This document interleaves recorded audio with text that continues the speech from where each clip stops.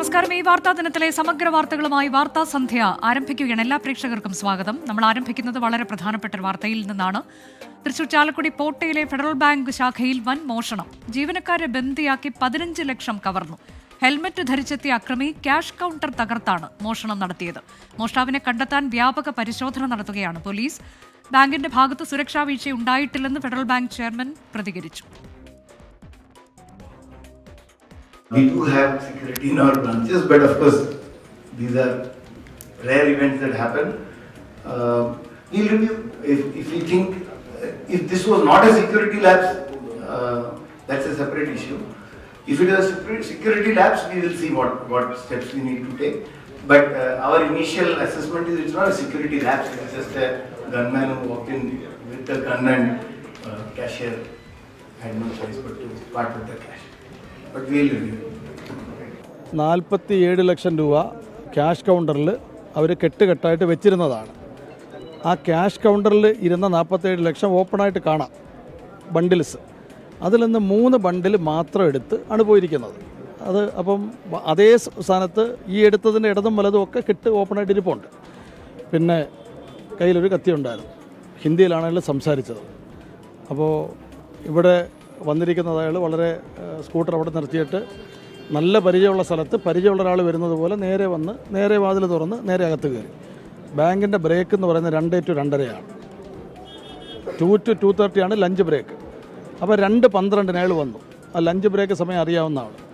ഇവർ ഒരു പിയൂണ് മാത്രം ഫ്രണ്ട് കൗണ്ടറിലുണ്ടായിരുന്നു, ബാക്കിയുള്ളവർ അകത്തായിരുന്നു. ആഹാരം കഴിക്കാൻ ഡൈനിങ് ഹാളിനകത്തായിരുന്നു. അപ്പോൾ ആ സമയം തന്നെ മനസ്സിലാക്കി കൃത്യമായിട്ട് വന്നു. സൂരജ് സജി വിശദാംശങ്ങളുമായി. സൂരജ്, ഉച്ചഭക്ഷണ സമയത്താണ് ഈ വലിയ മോഷണം നടന്നത്. കൃത്യമായി തന്നെ കാര്യങ്ങൾ നിരീക്ഷിച്ച് മനസ്സിലാക്കിയ ശേഷമാണ് പ്രതി എത്തിയത് എന്നുള്ളതിൽ തർക്കമില്ല. അത് ഏത് തരത്തിലേക്ക് ഇത്ര എളുപ്പത്തിൽ ഇയാൾക്ക് കാര്യങ്ങൾ ചെയ്യാൻ കഴിഞ്ഞു എന്നുള്ളതാണ് പോലീസിന്റെ നിഗമനം. ഇയാൾക്കായുള്ള തെരച്ചിൽ എങ്ങനെ നടക്കുന്നു? അനുജാത, തൃശൂർ റേഞ്ച് DIG ആണ് ഇപ്പോൾ ബാങ്കിലേക്ക് എത്തിയിരിക്കുന്നത്. എന്തായാലും പോലീസിനെ സംബന്ധിച്ച് പ്രതിയിലേക്ക് എത്തുന്ന കൃത്യമായ സൂചനകളുണ്ട് എന്നുള്ളതാണ് പോലീസ് ഇപ്പോൾ വ്യക്തമാക്കുന്നത്. റൂറൽ SP ആണ് അല്പം മുമ്പ് നമ്മളോട് സംസാരിച്ചത്. ആ സമയത്തും അദ്ദേഹം വ്യക്തമാക്കിയ കാര്യം, പ്രതികളിലേക്ക് എത്തുന്ന നിർണായകമായ ലീഡ് അത് പോലീസിന് ലഭിച്ചിട്ടുണ്ട്. അതിന്റെ ഭാഗമായി കൊണ്ടുള്ള പരിശോധനകളിലേക്കാണ് പോലീസ് കടന്നിരിക്കുന്നത്. ഈ പ്രതി ഇവിടെ എത്തി സംസാരിച്ച സമയത്ത്, ജീവനക്കാരുമായി സംസാരിച്ച സമയത്ത് ഹിന്ദിയിലായിരുന്നു സംസാരിച്ചതെന്നുള്ളതാണ് പോലീസിന് ഇപ്പോൾ ജീവനക്കാർ തന്നെ നൽകിയിരിക്കുന്ന മൊഴി. അതിനെ അടിസ്ഥാനപ്പെടുത്തിയുള്ള നിർണായകമായ ലീഡുകളിലേക്കാണ് പോലീസ് കടക്കുന്നത്. അതോടൊപ്പം തന്നെ ഈ സമയത്ത്, അതായത് ഈ മോഷണം നടത്തുന്ന ക്യാഷ് കൗണ്ടറിൽ ആ സമയത്ത് 45 ലക്ഷം രൂപയുണ്ടായിരുന്നു. 45 ലക്ഷം രൂപ ഉണ്ടായിരുന്നിട്ടും ഇതിൽ നിന്ന് 5 ലക്ഷം രൂപ വീതമുള്ള 3 കെട്ടുകളാണ് പ്രതി മോഷ്ടിച്ചത്. അതായത് 15 ലക്ഷം രൂപ മാത്രം, ഈ 45 ലക്ഷത്തിനിടയിൽ നിന്ന് 15 ലക്ഷം രൂപ മാത്രം കവർച്ച നടത്തിക്കൊണ്ട് പ്രതി പോയി. ഇതാണ് പല സംശയങ്ങൾക്കും ഇടയാക്കുന്നത്. അതുകൊണ്ട് തന്നെ ബാങ്കുമായി മുൻപരിചയമുള്ള ആളാണ് പ്രതിയെന്ന് പോലീസ് ഉറപ്പിക്കുന്നുണ്ട്. ഈ സമയത്ത്, അതായത് ഈ കവർച്ച നടക്കുന്ന സമയത്ത് ഈ ബാങ്കിൽ 8 ജീവനക്കാരാണ് ആകെയുള്ളത്. അതിൽ കുറച്ച് ജീവനക്കാർ ഭക്ഷണം കഴിക്കുന്നതിന് വേണ്ടി പുറത്തു പോയിരുന്നു. ബാങ്കിനകത്തുണ്ടായിരുന്ന ഒരാൾ മാത്രമാണ്, അത് പിയൂൺ മാത്രമാണ്. ഈ ശബ്ദം കേട്ട്, ഒരാൾ വന്ന് സംസാരിക്കുന്ന ശബ്ദം കേട്ടാണ് ഈ മാനേജർ ഇങ്ങോട്ട് എത്തുന്നത്. ആ സമയത്താണ് പിയൂണിനെ കത്തി കാണിച്ച് ഭീഷണിപ്പെടുത്തുന്നു, പിന്നീട് മാനേജരെയും കത്തി കാണിച്ച് ഭീഷണിപ്പെടുത്തുന്നു. ഇരുവരെയും അത് കഴിഞ്ഞ് ശുചിമുറിയിൽ പൂട്ടിയിടുകയായിരുന്നു. അതൊരു കസേര ഉപയോഗിച്ച് ലോക്ക് ചെയ്തതിന് ശേഷമാണ് ഈ പൂട്ടിയിടുന്നത്. പിന്നീട് അവിടെ എത്തി, ക്യാഷ് കൗണ്ടറിലെത്തി 10 സെക്കൻഡ് കൊണ്ട് ഈ 3 കെട്ട്, അതായത് 15 ലക്ഷം രൂപ, 5 ലക്ഷം രൂപ വീതമുള്ള 3 കെട്ട് ബാഗിലാക്കി മടങ്ങുകയും ചെയ്തു. ഒരു കവർച്ച ലക്ഷ്യമിട്ട് വന്ന ഒരു പ്രതി, അതായത് വലിയൊരു തുക മോഷണം നടത്തണം എന്ന് കരുതി വന്നൊരു വ്യക്തിയാണെങ്കിൽ ആ 45 ലക്ഷം രൂപയും അവിടെ നിന്ന് കവർച്ച നടത്തുമായിരുന്നു. അപ്പോൾ ഇതിനെക്കുറിച്ച് കൃത്യമായി അറിയാവുന്ന ഒരാളാണ് ഇവിടെ എത്തിയത്. അയാൾക്ക് ആവശ്യമുള്ള പണം ഇവിടെ നിന്ന് കവർച്ച നടത്തിയതിനു ശേഷം ആ പ്രതി വേഗത്തിൽ ഇവിടെ നിന്ന് മടങ്ങുകയും ചെയ്തു. 3 മിനിറ്റ് നേരം മാത്രമാണ് നീണ്ടുനിന്ന ഈ മോഷണമെന്ന് പോലീസ് അടിവരയിട്ട് ഉറപ്പിക്കുന്നു. ഈ സാഹചര്യത്തിൽ പ്രതി അധിക ദൂരം പോകാൻ സാധ്യതയില്ല. അതുകൊണ്ട് തന്നെ ഈ പ്രതിക്കായുള്ള അന്വേഷണം ഊർജിതമാക്കുന്നു. അതോടൊപ്പം തന്നെ ഈ റെയിൽവേ, അതായത് ചാലക്കുടി റെയിൽവേ സ്റ്റേഷൻ എല്ലാം തന്നെ തൊട്ടടുത്തുണ്ട്. ഈ ട്രെയിൻ ഉപയോഗിച്ചും പ്രതി രക്ഷപ്പെടുന്നതിനുള്ള ഒരു സാധ്യത പോലീസ് തള്ളിക്കളയുന്നില്ല. അതിന്റെ ഭാഗമായിക്കൊണ്ട് ഇന്ത്യയിലുടനീളം പോലീസ് അലേർട്ട് നൽകിയിരിക്കുന്നു. റെയിൽവേകളിൽ അലേർട്ട് നൽകിയിരിക്കുന്നു, റെയിൽവേ പോലീസ് സ്റ്റേഷനിൽ അലേർട്ട് നൽകിയിരിക്കുന്നു. അത്തരത്തിൽ ഈ ട്രെയിൻ ഗതാഗതത്തിലടക്കം, ട്രെയിനുകളിലടക്കം വലിയ രീതിയിലുള്ള പരിശോധനകളിലേക്ക് പോലീസ് കടക്കുന്നു. അതോടൊപ്പം തന്നെ ഈ അന്തർ സംസ്ഥാന പാതയാണ് ഇവിടെ അതിരപ്പള്ളി മലക്കപ്പാറ എന്ന് പറയുന്നത്. അതോടൊപ്പം തന്നെ ഈ തീരദേശ പാതയുണ്ട്.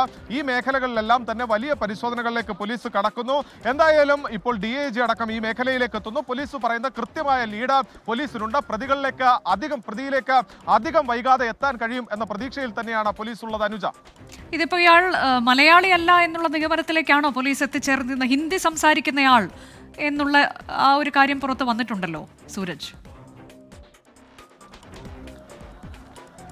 അനുജ, ഹിന്ദി സംസാരിക്കുന്നയാൾ എന്ന് പറയുമ്പോഴും അയാൾ മലയാളിയല്ല എന്ന കാര്യം പോലീസ് തള്ളുന്നില്ല. കാര്യം നമ്മളത് എടുത്തു ചോദിച്ചു, മലയാളിയാണോ പ്രതി, ഹിന്ദി സംസാരിക്കുന്നതുകൊണ്ട് മലയാളിയല്ല എന്ന് നമുക്ക് കരുതാവോ എന്ന് നമ്മൾ റൂറൽ SP സംസാരിക്കുന്ന സമയത്ത് അദ്ദേഹം പറഞ്ഞത് ഒരിക്കലും മലയാളിയല്ല ഈ പ്രതി എന്ന് നമുക്ക് പറയാൻ കഴിയുന്ന ഒരു തരത്തിലേക്ക് കാര്യങ്ങൾ എത്തിയിട്ടില്ല എന്ന് കരുതി ഇയാൾ ഇതര ആയിക്കൂടായികയുമില്ല. അതായത് രണ്ട് സാധ്യതകൾ പരിശോധിക്കുന്നുണ്ട്. ഒന്നെങ്കിൽ ഹിന്ദി സംസാരിക്കുന്ന മലയാളിയായ മോഷ്ടാവ്, അല്ലെങ്കിൽ ഒരു ഇതര സംസ്ഥാനക്കാരനായ മോഷ്ടാവ്.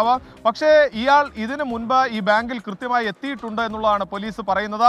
കാരണം ഈ മലയാളിയാണെങ്കിൽ ഇയാൾ ഹിന്ദി സംസാരിച്ചത് ഉൾപ്പെടെ അത് തെറ്റിദ്ധരിപ്പിക്കുന്നതിന് വേണ്ടിയാണ്. ചാലക്കുടി മേഖല സ്വാഭാവികമായും ഈ ഇതര സംസ്ഥാനക്കാർ അധികമുള്ള ഒരു മേഖല കൂടിയാണ്. അപ്പോൾ ഇത്തരത്തിലൊരു ഹിന്ദി സംസാരിക്കുന്നതിലൂടെ പോലീസിനെയും ബാങ്ക് അധികൃതരെയും എല്ലാം തെറ്റിദ്ധരിപ്പിക്കാമെന്ന് ലക്ഷ്യമിട്ടുകൊണ്ട് ഒരാൾ ഹിന്ദി സംസാരിച്ചതാകാം എന്ന സാധ്യത തന്നെയാണ് പോലീസ് മുന്നിൽ കാണുന്നത്. പക്ഷേ ഈ സ്കൂട്ടറിൽ ഇവിടെ എത്തിയതടക്കമുള്ള കാര്യങ്ങൾ പോലീസ് പരിശോധിക്കുന്ന സമയത്ത് പോലീസ് പറയുന്നത് ഈ സ്കൂട്ടറിനെ കുറിച്ചെല്ലാം തന്നെ വിശദമായ വിവരങ്ങൾ പോലീസിന് ലഭിച്ചിട്ടുണ്ട്. പ്രതിയിലേക്ക് അധികം വൈകാതെ എത്താൻ കഴിയുന്ന ലീഡ് അത് പോലീസിന് കിട്ടുന്നു. അതോടൊപ്പം തന്നെ ഈ റെയിൽവേ ലൈനുകളെല്ലാം കേന്ദ്രീകരിച്ചുകൊണ്ട് പോലീസ് ഒരു പരിശോധനയിലേക്ക് കടക്കാൻ തീരുമാനിച്ചിരിക്കുന്നു. പ്രത്യേകിച്ച് ഇതര സംസ്ഥാനക്കാർ അധികമായി തിങ്ങിപ്പാർക്കുന്നത് ഈ ചാലക്കുടിയുടെ റെയിൽവേ സ്റ്റേഷനോട് കേന്ദ്രീകരിച്ചുകൊണ്ടാണ്. അതുകൊണ്ട് തന്നെ അവിടെ നിന്ന് ഒരു മോഷണം നടത്തി ഇതര സംസ്ഥാനക്കാരനാണ് ഈ പ്രതിയെങ്കിൽ അയാൾക്ക് ഈ ട്രെയിനിലൂടെ രക്ഷപ്പെടുന്നതിനുള്ള ഒരു സാധ്യതയുണ്ട്.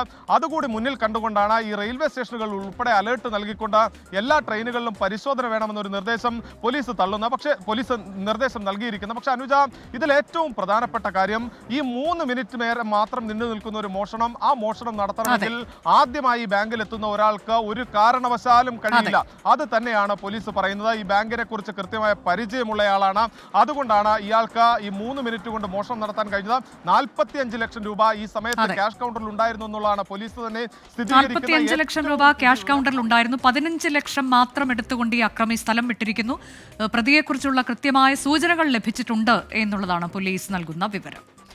മറ്റൊരു വളരെ പ്രധാനപ്പെട്ട വാർത്തയിലേക്ക്. ഉരുൾപൊട്ടൽ ദുരന്തം നേരിട്ട മുണ്ടക്കൈ ചൂരൽമല പ്രദേശത്തിന്റെ പുനർനിർമ്മാണത്തിനായി 525.5 കോടി രൂപയുടെ വായ്പ അനുവദിച്ച് കേന്ദ്ര സർക്കാർ. സംസ്ഥാനം സമർപ്പിച്ച 16 പ്രോജക്റ്റുകൾക്കായാണ് വായ്പാ തുക അനുവദിച്ചത്. ഈ സാമ്പത്തിക വർഷം തന്നെ ചെലവഴിക്കണമെന്ന നിബന്ധനയോടെയാണ് തുക നൽകിയത്. 1.5 മാസം കൊണ്ട് ചെലവഴിക്കുക എന്നത് അപ്രായോഗികമെന്ന് ധനമന്ത്രി KN ബാലഗോപാൽ പറഞ്ഞു. 24 ബിഗ് ബ്രേക്ക്. മുണ്ടക്കൈ ചൂരൽമല ഉരുൾപൊട്ടൽ ദുരന്തത്തിന് ഇരയായവരുടെ പുനരധിവാസത്തിന് 2000 കോടി രൂപയുടെ സഹായം പ്രതീക്ഷിച്ചിരുന്ന കേരളത്തിനാണ് 529.5 കോടി രൂപയുടെ വായ്പ ലഭിച്ചത്. സർക്കാർ തയ്യാറാക്കി സമർപ്പിച്ച 16 പ്രൊജക്ടുകൾക്ക് തന്നെയാണ് വായ്പയായിട്ടാണെങ്കിലും പണം അനുവദിച്ചത്. സഹായം ലഭിക്കുന്ന പദ്ധതികൾക്ക് തുല്യമായ മറ്റു പദ്ധതികൾ പാടില്ല എന്നീ നിബന്ധനകളോടെയാണ് കേന്ദ്ര സർക്കാർ വായ്പ നൽകിയിരിക്കുന്നത്. മൂലധന നിക്ഷേപ സഹായത്തിൽ ഉൾപ്പെടുത്തിയാണ് വായ്പ അനുവദിച്ചത്. മൂലധന നിക്ഷേപ സ്കീമിലെ വായ്പകൾക്ക് പലിശയില്ല. 50 കൊല്ലം കൊണ്ട് തിരിച്ചടച്ചാൽ മതി.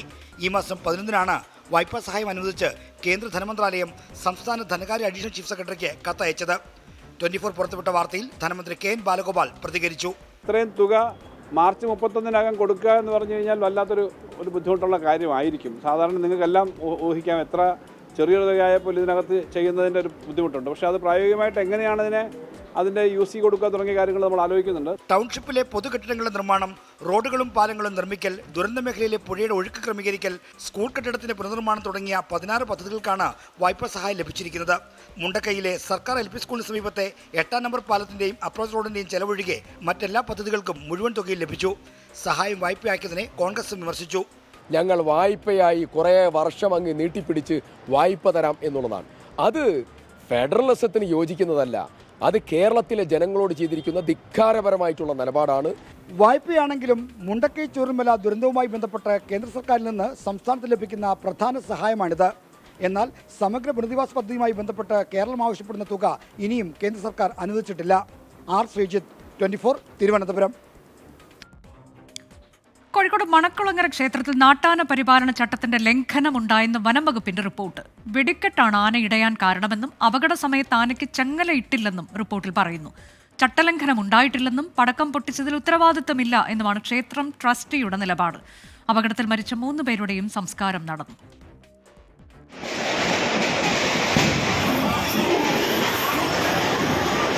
അപകടത്തെ സംബന്ധിച്ച അന്വേഷണ റിപ്പോർട്ട് ഫോറസ്റ്റ് കൺസർവേറ്റർ ആർ കീർത്തി, ADM മുഹമ്മദ് റഫീഖ് എന്നിവരാണ് സർക്കാരിന് സമർപ്പിച്ചത്. നാട്ടാന പരിപാലന ചട്ടത്തിന്റെ ലംഘനം, അപകട കാരണം വെടിക്കെട്ട്, അപകട സമയത്ത് ആനയ്ക്ക് ചങ്ങലയിട്ടില്ല എന്ന കണ്ടെത്തലുകളാണ് റിപ്പോർട്ടിലുള്ളത്. കേസെടുക്കാൻ നിർദ്ദേശം നൽകിയെന്ന് വനം മന്ത്രി AK ശശീന്ദ്രൻ. കേസ് രജിസ്റ്റർ ചെയ്ത് അന്വേഷണം നടത്താനും ശിക്ഷാ നടപടി തീരുമാനിക്കാനും വ്യവസ്ഥിച്ചിട്ടുണ്ട്. ഈ നിയമത്തിൽ നടപടികൾ സ്വീകരിക്കാനുള്ള ശ്രമം ഇതിനകം തന്നെ ആരംഭിച്ചു കഴിഞ്ഞിട്ടുണ്ട്. റിപ്പോർട്ടിലെ കണ്ടെത്തലുകൾ തള്ളിയ ക്ഷേത്രം ട്രസ്റ്റ് ഭാരവാഹികൾ കേസെടുത്താൽ നിയമപരമായി നേരിടുമെന്നും അപകടത്തിന് കാരണമായി എന്ന് പറയുന്ന പടക്കം പൊട്ടിച്ചത് പൊതുജനങ്ങളാണെന്നും പ്രതികരിച്ചു. തീർച്ചയായും ഒരു ചട്ടലംഘനവും അവിടെ നടന്നിട്ടില്ല.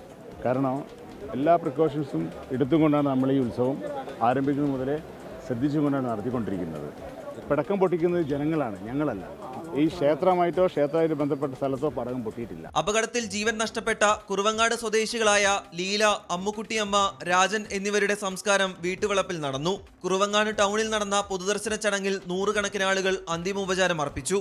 24 കോഴിക്കോട്. പൂക്കോട് വെറ്ററിനറി കോളേജ് വിദ്യാർത്ഥി സിദ്ധാർത്ഥന് സംഭവിച്ചതിന്റെ തുടർച്ചയാണ് കോട്ടയത്തെ റാഗിംഗ് എന്ന് പ്രതിപക്ഷ നേതാവ് VD സതീശൻ.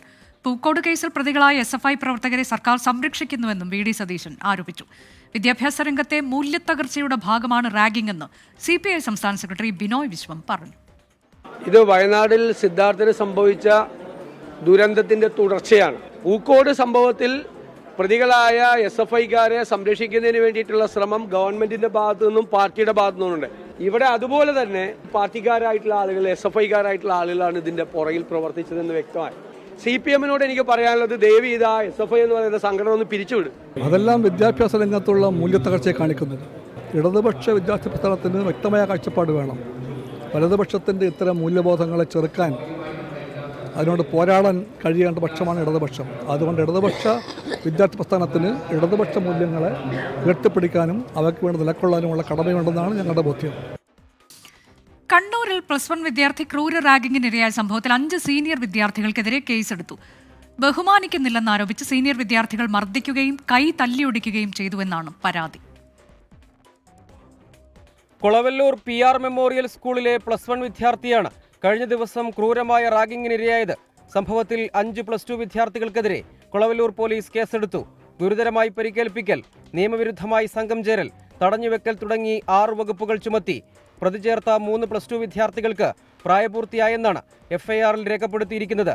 ബഹുമാനിക്കുന്നില്ലെന്നാരോപിച്ച് തടഞ്ഞുവെച്ച് മർദ്ദിച്ചതായാണ് പരാതി. മർദ്ദനം തടയാൻ ശ്രമിച്ചതോടെ അടിച്ചു വീഴ്ത്തുകയും +1 വിദ്യാർത്ഥിയുടെ ഇടതുകൈ ചവിട്ടിയൊടിക്കുകയും ചെയ്തു. ശസ്ത്രക്രിയയ്ക്ക് വിധേയനാക്കിയ വിദ്യാർത്ഥി തലശ്ശേരിയിലെ ആശുപത്രിയിൽ ചികിത്സയിലാണ്.